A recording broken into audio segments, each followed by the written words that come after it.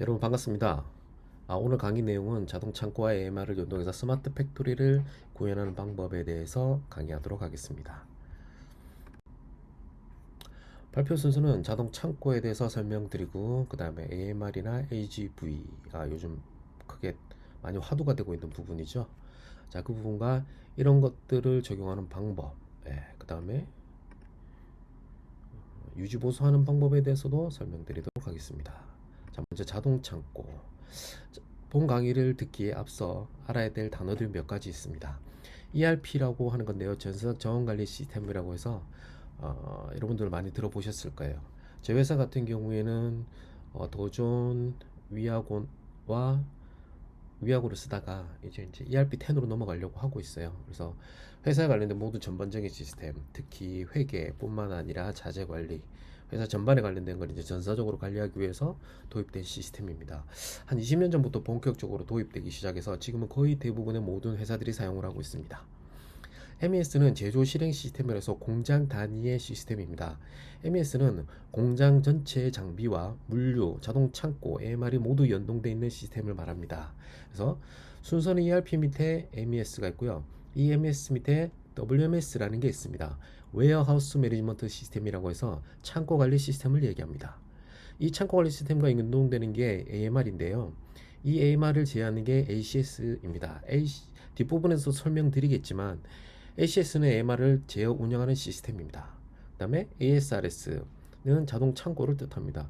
왼쪽에 보시는 게 일반적으로 저희들이 많이 사용하는 자동 창고인데 굉장히 다단으로 적재되어 있죠. 여기 보시면 자동 창고가 아닌 경우에 이런 지게차를 이용해서 놓고 빼는 방식을 취하고 있습니다. 보시기에도 대단히 불안하고 위험해 보이시죠? 그리고 이건 자동이 아닙니다. 사람이 조정해서 놓고 빼는 시스템입니다. 많은 회사들에서 이 시스템을 사용하고 있는데 안전도 문제가 많이 되고요. 특히나 이와 비슷한 모양의 지게차 같은 경우에는 수시로 사고가 많이 일어나요. 그래서 제조업체에서는 이 지게차만 하더라도 외주를 주는 경향이 되게 많습니다. 근데 책임 회피 소지가 많이 있었어요. 자, 그래서 ERP, MES, WMS, AGS, AMR, ASRS라고 하는 자동 창고 시스템을 어,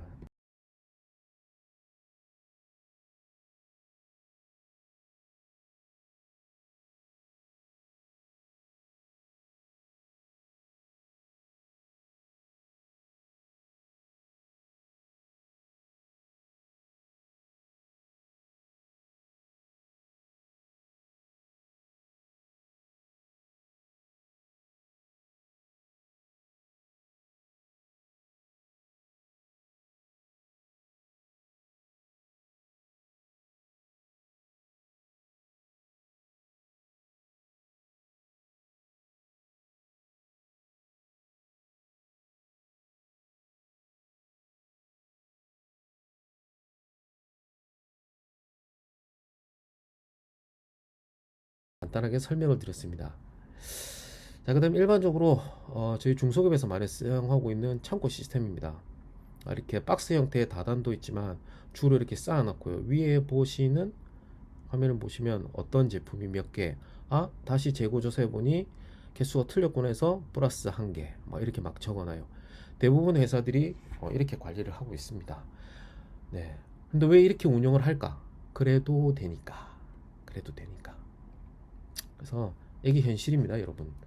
자, 그렇다면은 이런 시스템의 단점이 뭘까요? 예. 전사적으로 ERP라는 시스템과 연동이 안 되죠. 사람이 이렇게 체크 다 한 다음에 수기로 또 입력을 해줘야 됩니다. 그래서 그런 단점이 많고요. 일을 할 때마다 이제 사람의 오류가 발생하기 때문에 착오도 많이 생기고요. 그래서 회사의 자산 관리나 재고 관리에 있어서 굉장히 비효율적인 부분이 많습니다. 그래서 인구는 또 점점 줄어들고 근로자들도 많이 줄어들고 하기 때문에 이런 것들을 자동화시키는 것들이 굉장히 중요합니다. 자, 그래서 AJG로 보였으면 이제 투비입니다. 많은 회사들이 정부 지원금이나 로봇산업진흥원이나 이런 것들을 통해서 한 50% 정도의 자금 지원을 받아서 AMR과 자동 창고를 연동해서 자율적으로 운행하는 시스템을 많이 사용하고 있습니다. 보시는 제품은 저희 로탈이라는 회사에서 3톤 짜리 MR을 만들어서 자동 창고와 연동돼서 납품한 시스템입니다. 저기 장점이 뭘까요? 예, 24시간 운영이 가능합니다. 배터리로 자동으로 충전하고요. WMS와 연동이 되기 때문에 어떤 제품을 먼저 넣고 뺄 건지, 원자재가 들어오면 넣고, 공장에서 완제품이 생산되면 완제품 팔레트에 넣었다가 고객이 주문이 들어오게 되면 적정 재고로 관리하다가 배출하게 되는 것이죠. 자, 이와 같은 사내 물류, 전체 공정 전체 물류를 통합적으로 관리함에 있어서 굉장히 장점이 많습니다. 예, 뒷부분도 이제 다 설명을 드릴 텐데요. 전시회에서 이런 것들을 많이 보지만 실제로 운영되는 시스템을 여러분들에게 보여드리기 어려운 경우가 되게 많습니다. 저 본 동영상도 시운전하면서 보여드린 거고요. 실제 운영하는 시스템을 촬영을 할 때는 저희가 납품한 이외의 시스템은 촬영할 수 없고요. 교육 목적이나 뭐 이런 목적으로 사용을 할 수가 있고, 외부나 경쟁사, 타사, 해외에 이런 동영상이 유출이 금지되어 있어요. 네. 세라믹 타일 공장인데 그나마 좀 보안하고는 좀 상관이 없기 때문에 제가 이제 허가를 받고 보여드리는 거고요. 저희가 100%다 구축한 내용입니다. 자동 창고가 예전에 비해서 굉장히 많이 저렴해졌어요. 여기 보시면 여기 그 뼈대 같은 게 있잖아요. 자동 창고 시스템에 최적화되어서 프레임을 짜서 만들기 때문에 굉장히 저렴해졌어요. 그래서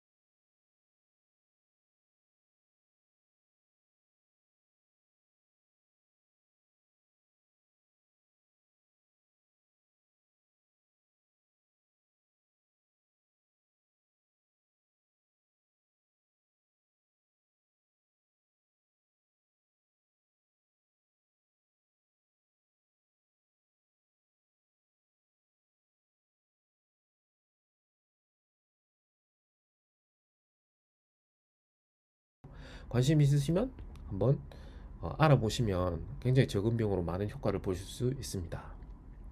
자, 자동 창고와 WMS는 아까 뭐라 그랬죠? WMS 웨어하우스 매니지먼트 시스템이라고 했죠.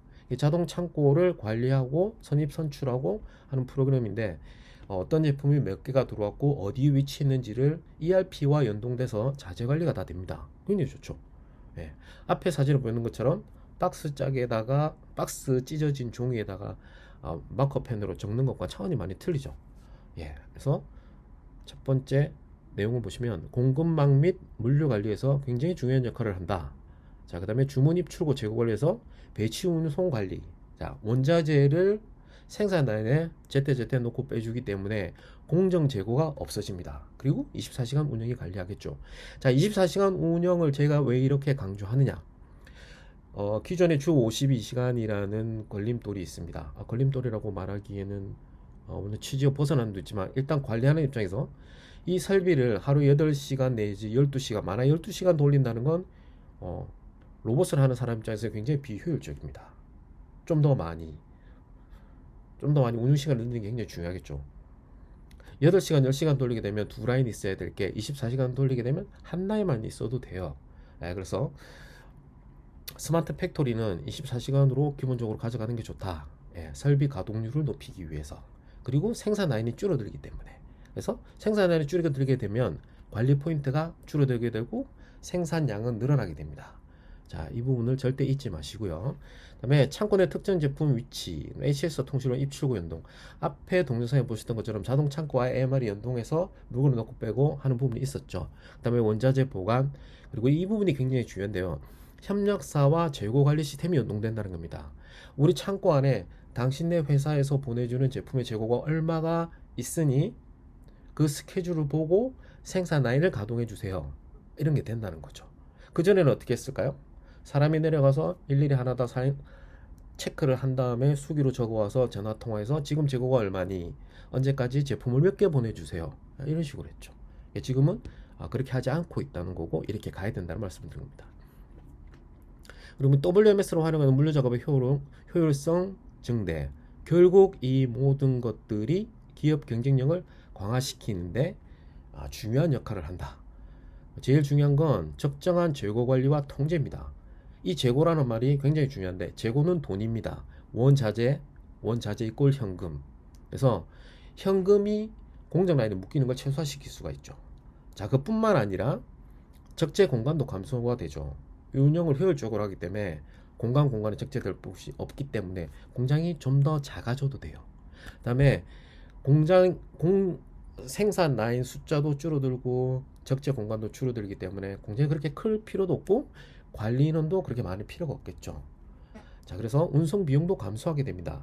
요즘은 관련 노동 법규, 보건안전법, 산업안전보건법, 그다음에 산업재해를 입게 되면 대표이사가 감옥에 간다든지 그런 법들이 나오고 점점 그런 것들이 강화되고 근로자들이 감소하고 인구도 감소하고 있기 때문에 이런 것들이 굉장히 중요한 포인트입니다. 자, 지금은 이런 것들이 필요 없이 잘 운용되고 있다고 하더라도 언젠가는 기업의 경쟁력을 강하지 않음으로 인해서 나중에 문제가 생기게 됩니다. 남들은 다 뛰어가고 있는데 혼자 걷기만 해선 처질 수밖에 없겠죠. 자, 앞에서 말씀드렸던 것처럼 협력사 재고 관리도 굉장히 중요하고요. 자, 짧은 생명 주기라는 게 있습니다. 짧은 생명 주기가 뭐냐? 어떤 회사는 H사는 1년마다 한 번씩 신제품이 나오는데 S사는 4년, 5년에 한 번씩 신제품이 나와요. 그러면 어떻게 합니까? 고객이 구형 제품보다는 신형 제품을 선택하겠다. 그렇게 해서 모든 공산품이나 생산 제품의 생명 주기가 짧아지는 추세입니다. 그래서 제품의 라이프 사이클이라고 하는데, 이 라이프 사이클을 좀 더 짧게 관리하기 위해서는 물론 이건 고객의 요구에 의해서 우리가 대응할 수 있는 유용 생산 시스템도 갖춰야 되지만, 짧은 생명 주기를 관리하기 위해서는 생산 라인이 유연해야 돼요. 모든 것이 전산화되어 있고, 그래서 자동 창고와 AMR을 이용하면 공정 라인을 다변화시키고 유연성 있게 돌릴 수 있기 때문에 짧은 생명 주기 관리에 대응을 할 수 있습니다. 자, 이것 또한 굉장한 기업의 경쟁력이라고 할 수 있습니다. 자, 그리고 이 모든 것들을 통해서 관리 직원이 감소한다는 거죠. 자, 기계보다는 사람에 들어가는 비용이 굉장히 많습니다. 사람은 장소도 있고 공간도 있어야 되고 휴게실도 있어야 되고 숙소도 있어야 되고 굉장히 복잡한 것들이 많아요. 물론 관리 입장에서만 바라보고 말씀드린 겁니다. 그래서 이 모든 것을 통해서 원가 절감이 됩니다. 자, 이를 통해서 모든 경쟁력이 확보가 될 수 있고요. 그래서 자동 창고와 WMS가 되면 굉장히 중요한 거다라는 것을 말씀드리겠습니다. 자, 여기 보시면 자동 창고가 움직이는 데 많아갔죠. 자, 이건 시뮬레이션이라는 겁니다. 비주얼 컴포넌트라는 핀란드 제품인데요. 여기 보시면 실제로 공장 CAD 도면을 인클루드해서 임포트해서 이 공장 CAD 도면 위에 시뮬레이션을 하는 겁니다. 우리가 컴퓨터 프로그램 상에서 수치로만 입력하는 것과 달리 실제 AMR 3D 디자인을 4m/s의 속도로 이동시키면서 창고에 제품이 놓고 뺄 때 어떻게 돌아가는지 이런 것들을 다 보는 거죠. 자, 이게 다냐? 아닙니다.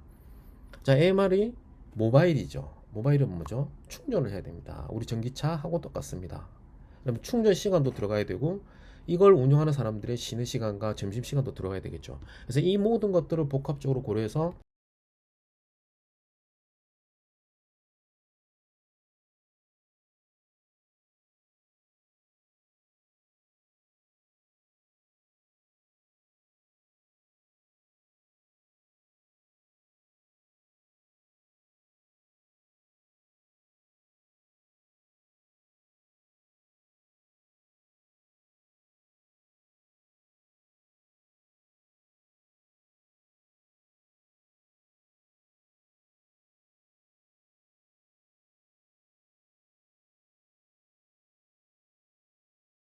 일주일 정도 보통 시뮬레이션을 합니다.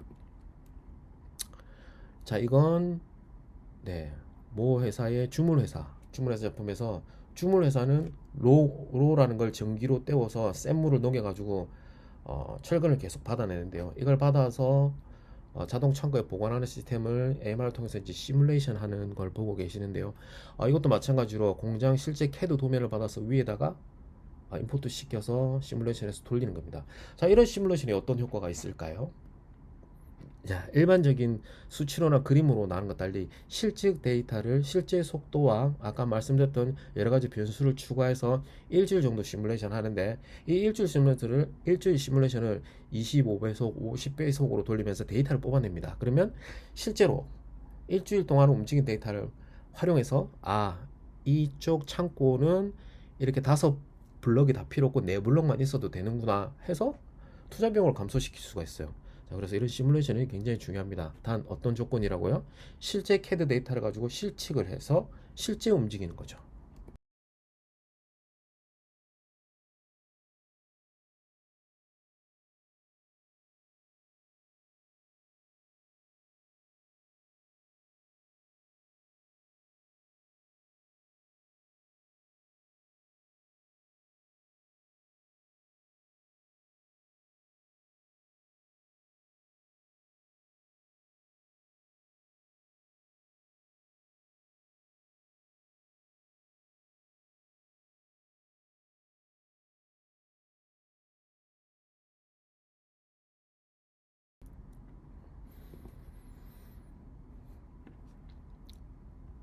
자, 이건 앞부분은 자동 창고와 AMR만 보셨지만 이 동영상은 전체 공정을 다 보는 겁니다. 여기 보면 로봇도 들어가 있고요, 자동 창고 들어가 있고 지게차도 들어가 있어요. 자, 안에는 다 자동으로 움직이는데 마지막은 왜 지게차가 움직일까요? 네, 고객에게 전달되는 자동차 그 트럭에는 지게차고만 상차할 수가 있어요. 바디윙이라고 하죠. 양쪽으로 날개가 열려서 무진동 차량에 완제품을 싣고 가야 되기 때문입니다. 자, 그 부분을 제외하고는 이렇게 시뮬레이션을 다 할 수가 있어요. 자, 이 시뮬레이션을 통해서 뭐라고요? 이쪽 컨베이어 라인이 길이가 좀 더 길어야 되겠네. 컨베이어는 버퍼 역할도 하기 때문에 중간 공정 역할도 하게 됩니다. 그리고 막상 해보니 이게 이렇게까지 높이 필요 없고 숫자를 좀 더 줄일 수가 있겠다. 이렇게 할 수 있는 거죠. 자, 그 다음 자동 창고에 대해서 간단하게 알아보시고요. 이제는 AMR에 대해서 설명을 드리겠습니다. 자, AMR이라는 단어 굉장히 많이 들어보셨죠? HV하고 가장 큰 차이점은 HV는 가이드 방식의 비커입니다. 비커는 이동체죠. 어떤 걸 가이드를 받느냐? RFID 태그나 QR코드, 마그네틱을 베이스에 깔고 거기에 따라서 움직이는 것을 말합니다. 가장 가까운 게 여러분 골프 치시는 분이 있을지 모르겠지만 골프 카트를 캐디가 회원들에게 채를 전달해주고 나서 같이 이동을 하게 되면 카트는 저 뒤에 있게 되죠. 그래서 리모컨으로 조작해서 움직이는데 이때 바닥에 매설된 마그네틱을 이용해서 움직이게 됩니다. 자, 상대적으로 저렴하다는 장점이 있지만 마그네틱이라는 걸 모든 경로에 다 설치하고 공정이 바뀌게 되면 그걸 또 뜯어내서 바뀐 공정을 다시 설치하게 되는 단점이 있습니다. 자, 그 다음 AMR은 무엇이냐? 자, 말 그대로 모바일 로봇입니다. 누가 시키거나 어떻게 하지 않더라도 아까 뭐라 그랬죠? AMR을 제어하는 ACS에서 명령을 내려서 자율적으로 움직이는 겁니다. 자, AMR과 HV의 가장 큰 차이는 마그네틱이나 QR 이 이제 가이드 방식이 있나 없느냐. 그 다음에 장단점은 아까 뭐라고 그랬죠? 도입 비용이 작은 대신에 생산을 바꾸기 위해서는 이 마그네틱 라인을 전부 다 바꿔야 됩니다. 자, 그래서 앞부분에 설명드렸던 스마트 팩토리를 위해서는 HV가 나을까요? AMR이 나을까요? 자, 짧아지는 생명 주기 라이프 사이클은 뭐라 그랬죠? 고객의 요구에 의해서 짧아지고 거기에 대응할 수 있는 유형 생산 시스템을 갖춰야 되는 입장에서는 AMR은 컨베이어와 크게 다르지 않다. 그래서 AMR이 좋다. 그런데 최근 추세가 어떠냐면 다시 AMR에서 HV로 넘어가고 있습니다. 왜 그럴까요? ACS의 부재 때문입니다.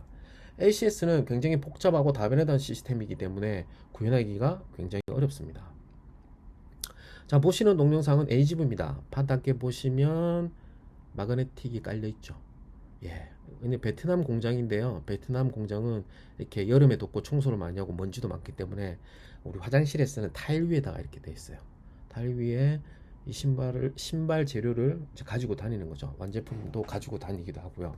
여러분들 신발에 대해서는 물론 이제 잘 아시겠지만 좋아하시는 분들도 많고 저도 신발이 굉장히 많은데요.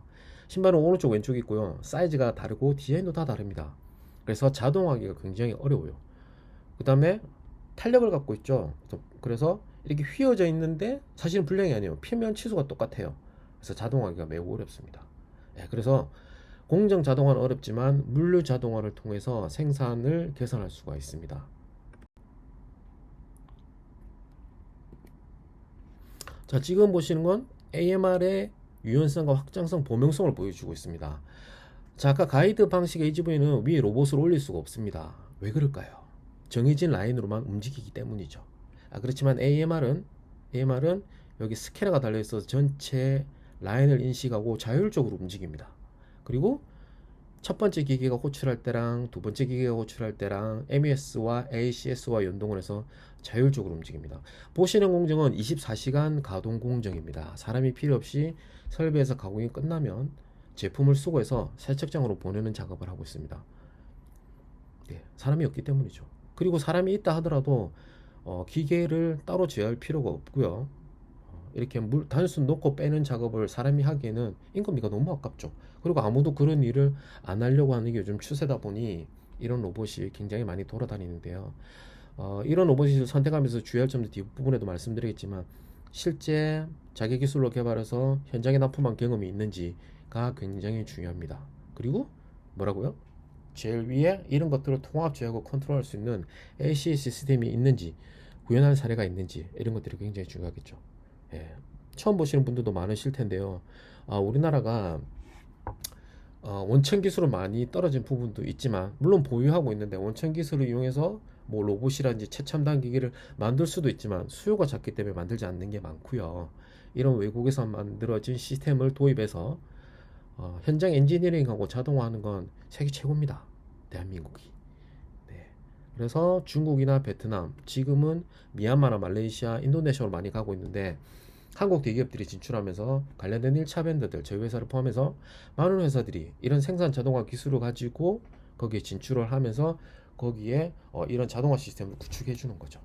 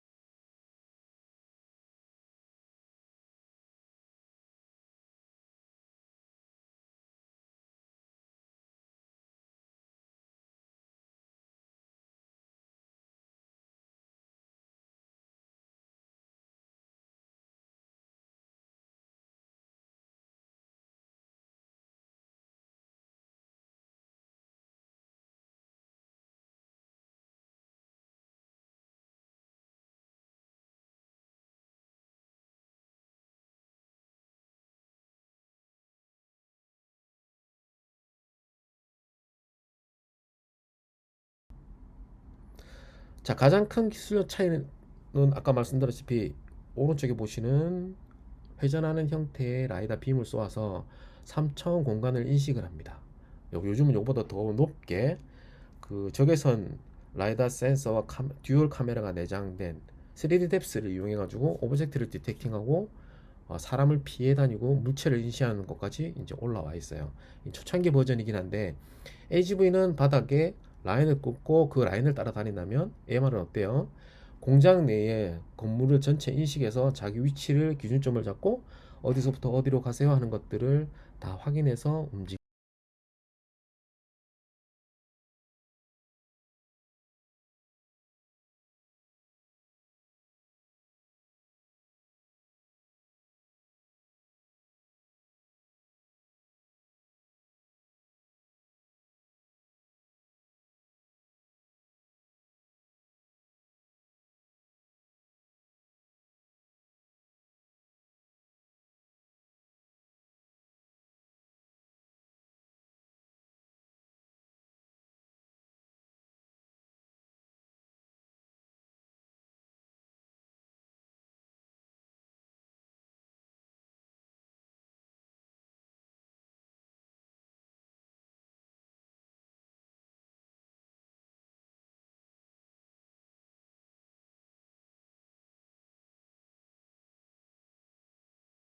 있는 방식입니다.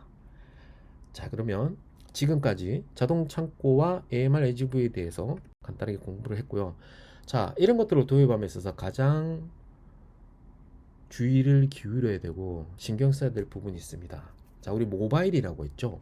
AMR 할 때 M은 모바일이라고 했습니다. 그럼 모바일은 뭐예요? 자체 DC 전원을 사용하고 와이파이, 안테나로 데이터를 주고받으면서 움직이는 겁니다. 자, 여러분들 안테나 모양 이렇게 두 종류가 있죠. 자, 오른쪽에 보이는 요 방식은 집에 있는 공寓기나 호텔, 숙소 이런 데서 많이 쓰는 방식인데, 자, 이 방식은 오른쪽에 보시는 것처럼 무지향성 안테나라고 해가지고 360도 똑같은 출력으로 쏘아주는데 어떻죠? 똑같은 출력으로 쏘아주는데 지향성이 아니에요. 네. 그런데 요런 평판 모양, 요런 평판 모양은 주로 어디서 많이 쓰냐면 우리 그 SK나 KT, U 플러스 지나가다 보면 건물 위에 이런 지향성 안테나들이 여러 개 설치되어 있어요. 네. 이런 것들을 각 방향별로 설치해 놓고 이렇게 돌리는데, 여기는 보면 전파 출력 세기가 이렇게 됩니다. 자, 제가 이 안테나로 왜 말씀드리냐, 공장은 모바일 환경이고 로봇들도 많이 돌아다니고, 특히 플라즈마 용접하는 것은 와이파이를 끊어 먹을 수 있는, 단절시키는 주파수가 굉장히 많이 발생합니다. 제조 환경에서. 그리고 플라즈마 용접이 아니더라도 무선은 무조건 끊긴다는 조건하에 가셔야 돼요. 그래서 건물 기둥이나 이런 데서 지향성 안테나를 활용을 해서 안테나를 여러 개를 설치를 해서 RSSI라고 하는 수신 감도를 체크해서 항상 수신 감도가 떨어지는 부분이 없도록 이렇게 다 해줘야 되고요. 끊겼다고 해서 AGV나 AMR이 일을 안 하고 가만히 서 있으면 어떻게 됩니까? 안 되겠죠. 그래서 ACS 역할이 중요한 겁니다. AGV나 AMR 안에는 자체 OS를 가지고 데이터 로그를 남기고요. 단절되더라도 자기가 그 일을 한 다음에 했던 일을 전부 다 기록으로 남겨두고요. 수신 감도가 좋은 곳으로 이동해서 다시 붙고 나면 ACS에 있는 데이터베이스와 내가 지금까지 한 일을 동기화시켜줘야 MES와 ERP까지 모든 것이 자연스럽게 연동이 됩니다. 자, 이 전체 ERP와 MES, WMS, ACS, AMR 설비가 전체적으로 관리가 되지 않고 어느 부분에 있어서 사람의 이벤트가 필요하다든지 문제가 생기게 되면 전체 시스템의 신뢰도를 떨어뜨리게 되기 때문에 시간이 걸리더라도 안정화시키는 것이 굉장히 중요하다고 말씀드릴 수 있겠습니다. 자, MR과 AGV 모바일 환경에서 쭉 설명드렸는데요. 전용 설비는 아까 AMR 위에 로봇이 돌아다니는데, 그 가공하는 설비를 이제 우리가 전용 설비라고 해요. 가공 설비, 세척 설비, 무슨 뭐 MCT 머신 이런 것들 다 포함해서 말하는 거고요. 그 다음에 이것들은 OPC UA를 이제 표준이 돼서 많이 쓰는데, UA가 아니더라도 큰 대기업이나 큰 중소기업 일반적으로 자기 사내 표준 프로토콜이 있습니다. 자, 그런 것들을 쓰고 아까 물류 관리 시스템하고 연동이 되고 그 위에 MES, ERP. 자, 이 부분을 제가 계속 연동시켜 계속 반복해서 말씀드리는 게, 이 전체 시스템이 다 갖춰져야 됩니다. 자, 우리는 AMR을 쓰고 싶은데 AMR 회사만 컨택을 해서 AMR을 구축한다? 절대 안 되겠죠. ERP, MES, WMS, ACS까지 이 소프트웨어가 핵심입니다. 자, 이게 없이 그냥 되면 어떻게 될까요?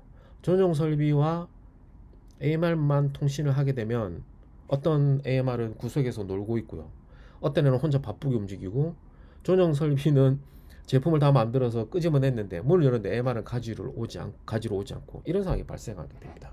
자, 그래서 컨셉을 처음에 이런 시스템으로 잘 잡아야 되고요. 혹시 도입 의사가 있거나 이쪽에 관심이 있다고 하면 이 표가 모든 것을 말해주니까 잘 가지고 계시기 바랍니다. 자, 그 다음에 AMR은 세 가지 종류가 있습니다. 첫 번째, PC와 PLC 복합 타입이 있고요. PLC 타입이 있고요. 그다음에 PC 타입이 있습니다. 자, PLC는 통신 쪽에서 OSI 7레이어 중에 물리계층밖에 없어요. 그래서 별도의 와이파이 모드를 설치해서 ACS와 통신을 해야 됩니다. 자, 물리계층밖에 없다는 거죠. 그래서 이 와이파이 모드 안에 리눅스 기반 OS가 내장된 와이파이를 쓰게 됩니다. 자, 그렇게 해서 통신을 하는데, 이 방법은 거의 AGV 개념으로 보시면 되고요. 자, PLC와 PC를 쓰는 곳이 있는데 유지보수에 어려움도 있고 비용이 많이 들어간다는 문제가 있습니다. 자, PC는 우리가 마우스 움직일 때 마우스 따라 움직이는 걸 보면 알 수 있듯이 뭡니까? 이벤트 기반입니다. 이벤트. 실시간 리얼타임 OS가 아니라는 거죠. 물론 리눅스면 상관없는데요. 자, 이런 것들을 통해서 세 가지 형태가 되어 있습니다. 자, PLC는 데이터베이스에 올릴 수가 있습니까? 없습니까? 못 올립니다. SD 카메라로 부착해서 로그를 짧게 저장할 수가 있습니다. 자, 앞부분에 제가 뭐라고 말씀드렸죠? 와이파이가 끊기게 되면 끊겼다고 서 있으면 안 되고 AMR이 돌아가면서 그 일을 다 한 다음에 ACS와 다시 붙었을 때 뭐라고요? 다시 붙었을 때 데이터베이스를 연동해야 됩니다. 자, PLC는 그게 돼요? 안 돼요? 안 됩니다. 안 되겠죠? 그래서 PC가 들어가 있는 제품만 됩니다. 그래서 내가 이 기능이 필요하다 하면 이거나 1번이나 3번을 선택하셔야 되고요. 그게 필요 없이 단순 경로에서 1대1 혹은 1대2만 왔다 갔다 한다면 되지만 다 되다. 이런 거 할 때는 1번 내지 3번을 해야 됩니다. 자, ACS 화면을 보고 계신데요. 이게 사실은 ACS 하나만 하더라도 굉장히 양이 많습니다. 자, ACS도 강조해 설명드릴게요. 여기 까만 게 생산 라인이고요. 이 연두색이 AMR이나 AGV가 돌아다니는 라인이고요. 여기 위에 차량 모양으로 있는 게 AMR입니다. AMR이 각 종류별로 어느 위치에서 어떤 제품을 이송 중에 있고 현재 배터리 상태는 어떻다. 자, 지금 메인 화면 이거 하나만 보여줬지 ACS는 뒤에 화면이 한 4, 50가지가 됩니다. 데이터 통계까지 다 뽑아낼 수 있어야 되거든요. 그래서 여기서 AGV를 자동 창고에서 어떤 제품을 운송하라는 요청이 오면 ACS에서 명령을 받고 AMR이 그 경로 가장 가까이 있는 AMR을 찾아서 명령을 내려주면 그걸 전달받고 AMR은 자동 창고에 가서 물건을 받아서 어디로 가야 됩니까? 상차하는 곳으로 가든지 그게 완제품이 아니고 원재료라고 하면 공정으로 보내야 되겠죠. 자, 이게 100% 자동일 수도 있지만 반공정일 수도 있고 수동일 때도 있습니다. 갑자기 원인을 모르고 서 있다. 그러면 수동으로 제어를 해서 보내야 되겠죠. 원격에서. 네. 그 다음에 자동 충전 상태로 모니터링 해야 되고요. 수면 관리, 데이터 관리, 시스템 관리, 작업 관리 이런 것들이 모두 다 가능한 시스템이어야 됩니다. 그래서 핵심은 뭐다? 소프트웨어입니다, 여러분. AML이나 AGV는 기계과나 전자과, 컴공 졸업한 학생들이 서브모터 제어하는 거기 때문에 쉽게 만들 수 있습니다. 자, 그런데 이런 것들을 모두 관리해서 움직이는 ACS에서 간단하게 설명드릴게요. 여러분, 스타크래프트가 옛날 게임이고 요즘 분들은 많이 안 하실 거라고 생각되는데, 스타크래프트 저글링을 한 그룹 지정을 해서 저 끝에 랠리 포인트를 찍으면 자기들끼리 막 달려가요. 그게 이제 A스타 알고리즘인데요. 이 ACS에 A스타 알고리즘이 적용되어 있습니다. 예. 어떤 제품이 최적 경로, 단순 경로로 가장 빠르게 움직일 수 있을까? 자, 이걸 마우스로 컨트롤 잘해서 어떻게 합니까? 쌈 싸 먹는다든지, 메딕이나 마린을 공격한다든지, 반대로 메딕이나 마린을 컨트롤 잘해서 이렇게 할 수도 있고요. 그래서 그만큼 중요하다는 겁니다. 자, MR과 ACS를 연동하는 걸 한번 보여드릴게요. 자, 뒤에 보시는 게 전용 설비고요. AMR이 원자재를 놓고 완제품을 뺍니다. 완제품을 빼고 원자재를 넣으면 어떻게 돼요? 이 설비는 쉬지 않고 계속 돌아가는 거죠. 예. 자, 여기 보시면 바닥에 아무것도 없어요. 이제 디지털 트윈이라고 해서 현재 상태를 실시간으로 모니터링 해주는 거죠. 지구 어디상에서 인터넷 연결되면 돼 있으면 현재 내 공장의 상태를 이렇게 다 모니터링 할 수가 있어요. 자, 이 모든 이벤트들이 다 기록에 남아 있고요. 자, 오른쪽에 있는 설비도 계속 돌아가고 있고 왼쪽에 있는 설비도 이렇게 돌아가고 있죠. 자, 여기 보시는 게 뭐라고요? ACS, AMR, 자동 창고 모두가 연동돼서 돌아가는 겁니다. 자, 이건 뭐 이제 막 신제품 개발된 게 아니라 벌써 5, 6년 전부터 큰 회사에도 많이 사용하고 있는데 전시회 같은 데는 이렇게 크게 자주 보이지 않는 건 막아놓고 안 보여주는 보안 때문이 그렇게 되고 있습니다. 그래서 이런 시스템이 구축이 되게 되면 보시면 사람이 하나도 없잖아요. 사람이 있다 하더라도 여기에 나타나게 되면 얘가 자동으로 정지를 해요. 그리고 여기 앞에 낙하물이 떨어져 있다 해도 인식하고 피해 다니고요. 옆 바닥 보시면은 미끄럽고 여기는 이제 배선이 지나다니다 보니까 이런 것들도 자율적으로 다 알아서 피해 갑니다. 자, 검사해서 문제가 있는 건 저기 엔진 파레트에다 내려놓고 완제품만 후공정으로 보내죠. 이제 풀프루프라고 여러분들 생산 쪽에 계시면 많이 아실 겁니다. 그런 것들도 다 도입이 되어 있고요.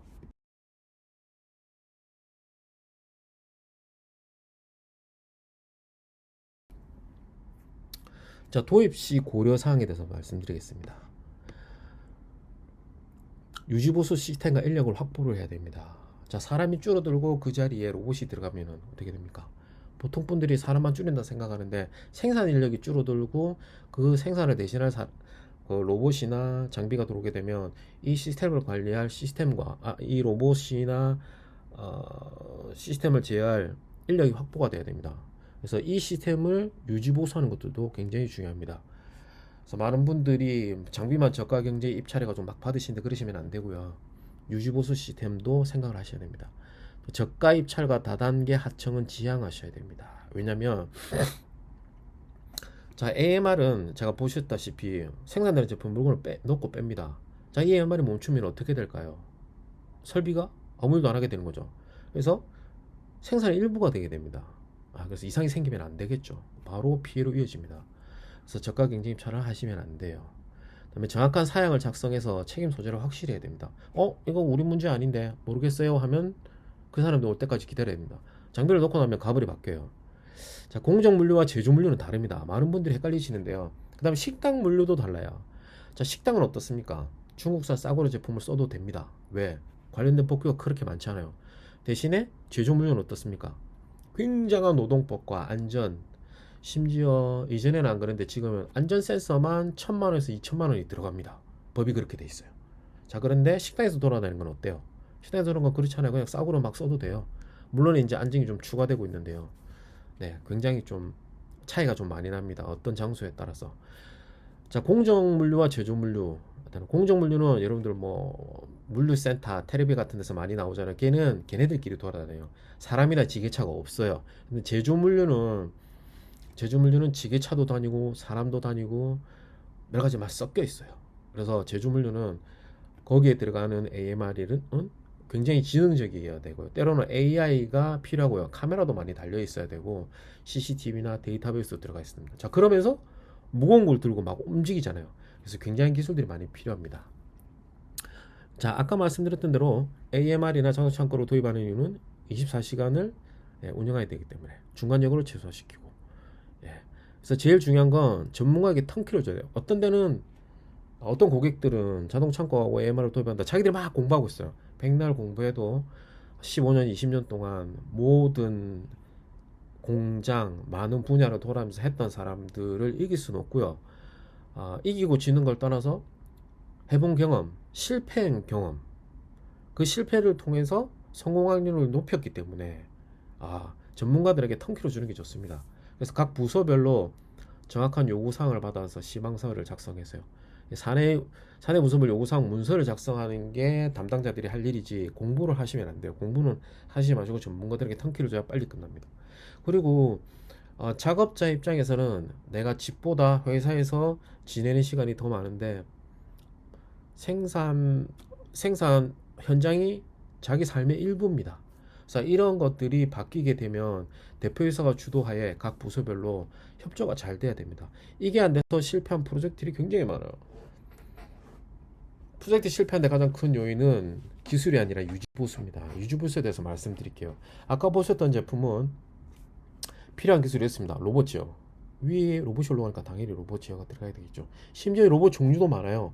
로봇만 끝나느냐? 로봇 앞에 카메라 달려있죠. 그럼 머신 비전이라고 합니다. 얘가 QR코드를 찍을 수도 있고 제품을 인지해서 들을 수도 있어요. 자, 여기 지금 그리퍼가 안 달렸는데 그리퍼 종류가 여러 가지예요. 흡착 패드도 있고요. 전자석도 있고요. 그리퍼도 있고요. 세 손가락 그리퍼도 있고 2손가락 그리퍼도 있고요. 그 다음에 볼트를 조이는 것도 있고요. 굉장히 많아요. 생각만 해도 갑자기 머리가 아프네요. 자, 이런 것들도 다 제어하고 컨트롤할 수 있어야 돼요. 그 다음에 베이스 AMR을 하드웨어를 다 설계해야 되겠죠. 그다음에 설계된 것들을 제어를 해야 되는데 제어가 왜 어렵냐면 내가 아무것도 짊어지지 않고 이동할 때와 내가 무거운 짐을 지고 이동할 때는 제어가 달라야 됩니다. 진동도 생겨서는 안 되겠죠. 그러다 보니까 동력학도 필요하고요. 아까 위에서 말씀드렸던 ACS나 WMS와 연동 가능한 소프트웨어도 필요해요. 자, 지금 너무 많은 분야가 나왔죠. 공대 쪽에 있는 거 거의 다 나왔어요. 전기, 전자, 로봇 제어, 머신 비전, 설계, 제공학 소프트웨어, 콩공, 기계, 전기, 전자 뭐 다 들어가 있어요.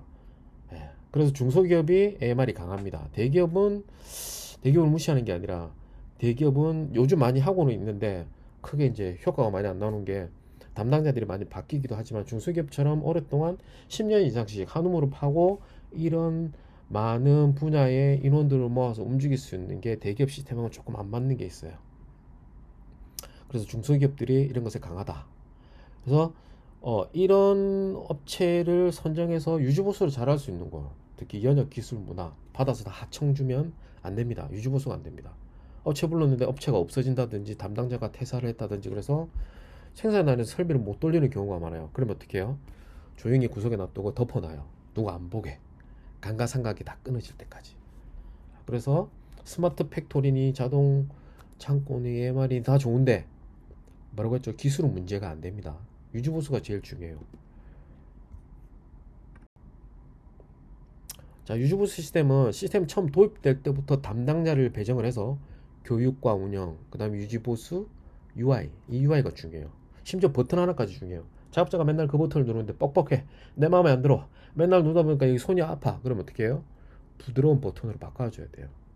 자, 그 다음에 UI가 클릭이 잘 안 돼. 불편해. 내가 써보니까 여기서 이 버튼이 있으면 좋겠어 하는 걸 작업할 때 넣어줘야 됩니다. 자, 그 다음에 바퀴가 들어가고 모터가 들어가죠. 자, 그럼 무슨 말이에요? 전기차하고 똑같아요. 기름이나 엔진오일 넣어줄 필요는 없지만 바퀴는 소모품이기 때문에 갈아줘야 되고 모터도 수명이 있겠죠. 그래서 갈아줄 수 있게끔 부품 리스트, BOM 리스트라고 하는데 그걸 받아서 항상 재고를 충분히 준비해 놔야 됩니다. 그리고 점검할 것들이 있어요. 1일 점검. 1일 점검할 것들이 뭐가 있죠? 센서. 라이다나 레이저를 사용하는 센서는 먼지가 묻으면 어떻게 돼요? 빛이 굴절되죠. 아니면 막히거나. 그래서 수시로 한 번씩 닦아줘야 돼요. 그 다음에 주간 점검은 뭐가 있을까요? 진동에 의해서 이동하는 물체다 보니 나사가 풀린 곳이 없는지, 나사를 마크해 놓은 곳이 풀린 없는지, 록타이트는 잘 발려 있는지, 흔들었을 때 딸깍거리는 건 없는지. 여러분들 그 공고나 공대 나오신 분들은 아시겠지만 구동체가 이상이 발생했을 때 내가 아파요 하고 알려주는 포인트가 세 가지가 있어요. 첫 번째는 진동이고요. 두 번째는 냄새예요. 세 번째는 열이에요. 온도. 예. 전기에너지가 열에너지로 바뀌었다는 건 모든 저항이 많이 생겼다는 거고, 저항은 뭐예요? 전기를 흘려보낼 수 있는 환경이 부족해서 기계가 문제가 생겼기 때문에 그런 거고요. 그다음에 저항이 생기다 보니까 뭔가 타서 냄새가 나는 거죠. 타서 냄새가 나서 문제가 생기다 보니까 진동이 발생하는 거죠. 이 세 가지가 없는지를 봐야 돼요. 월간 유지보수는 뭐예요? 수많은 부품들이 들어가기 때문에 이 부품들이 각자 제 역할을 하고 있는지. 그래서 저희는 사실은 현실적으로 이런 부분들 때문에 저희 직원들이 AS 나가는 경우도 많고 저도 욕도 많이 얻어먹고 해서 자체 자율진단 시스템을 도입해서 적용하고 있어요. 그런 것들이 필요하겠죠. 제가 앞 페이지에서 시스템 요구 분석에 대해서 명확히만 해두시면 된다 말씀드렸잖아요. 그러면 이제 여러분들께서 혹시 도입하고자 하시는 분이 계시면 자가진단 기능이 있는지, 없다면 반드시 넣을 것이라고 넣어주면 되겠죠. 예. 그다음에 자동차와 마찬가지입니다. 어떤 AMR은 어떤 회사는 3, 4시간 쓰는데 어떤 회사는 24시간, 정비시간 1시간 빼고 23시간 쓰는 것도 있어요. 그다음 수명 차이 굉장히 많이 나겠죠. 많이 쓰는 차는 키로수가 많기 때문에 타이어도 빨리 닳아요. 자, 그런 것들도 굉장히 중요합니다. 자, 그 다음에 장비다 보니까 갑자기 이상이 생긴다. 그러면 생산을 못하게 됐죠. 그래서 최소 대기 시간을 상황별로 매뉴얼을 만들어서 한 라인을 구축해야 됩니다. 자, 아까 자동 창고에 들어가는 크레인에 대해서 제일 중요한 부분에 대해서 설명드릴게요.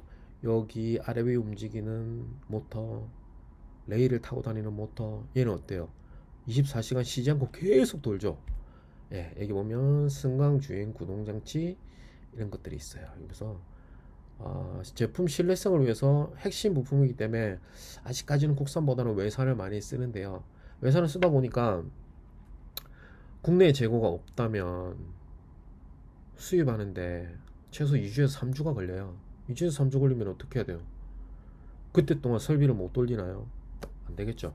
항상 예비 부품을 보유하고 있다가 30분 내에 교체할 수 있게끔 주변에 비치를 해놓는다든지 처음 장비 도입 후 3개월에서 6개월 사이에 일어났던 이벤트를 기록해내서 어떤 부분이 취약하고 1년 동안은 납품업체 AS를 받을 수 있으니 어떻게 서로 맞춰갈 건지 하고 아까 말씀드렸던 UI나 버튼 이런 것들을 잘 커스터마이징해서 유지보수에 이상이 없게끔 신경을 잘 써야 됩니다. 특히 구동부는 자주 준비를 많이 해놔야 됩니다. 자, 그렇다면 이제 유지보수 어려운 법 중에 여러분들에게 사례를 좀 보여드릴게요. 자, 파손 방치입니다. 이 부분이 가장 심각한 부분인데 이 부분 잘 안 고쳐지는 것 같아요. 바퀴가 이렇게 생겼고요. 중간에 구동축이고 우레탄이 있습니다. 우레탄인데 오른쪽 보시면 여기 하얀색 있죠. 이게 모래예요, 모래. 여러분들 철 가공 공정 중에 샌드블라스트라는 게 있어요. 모래 알공유를 쫙 쏘아주거나 섞여서 통에서 돌리면 보석도 깨끗하게 가공할 때 그렇게 해요. 비싼 시계들도 그렇고요. 그 샌드블라스트 공정이라고 하는데, 공장 바닥에 모래가 많다든지 세라믹 공장 이런 데서는 이 모래가 이 쇠뿐만 아니라 이런 것들을 다 마모시킵니다. 원래 모래 자체가 깎아낼 수 있는 게 있기 때문에. 근데 이런 것들을 그냥 방치를 하는 분들이 많아요. 그러면 어떻게 됩니까? 여러분들 차는 500원짜리 동전에 100원짜리 넣어서 홈로 체크하고 이상이 없는지 보고 이상이 생기면 정비소가 수리도 하잖아요.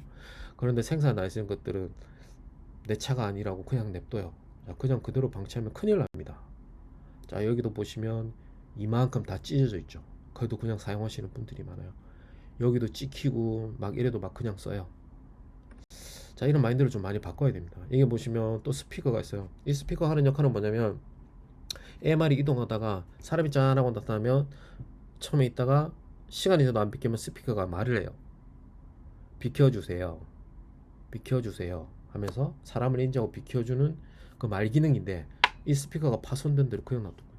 자, 이 범퍼가 있죠. 범퍼, 자동차 범퍼처럼 앞에 라이다가 있고 초음파 센서가 있어서 1차 2차 하지만 사람이 수동으로 움직이다가 잘못, 자, 수동 뭡니까? 사람이 조정하는 거죠. 잘못 움직여서 이런 범퍼가 찢어집니다.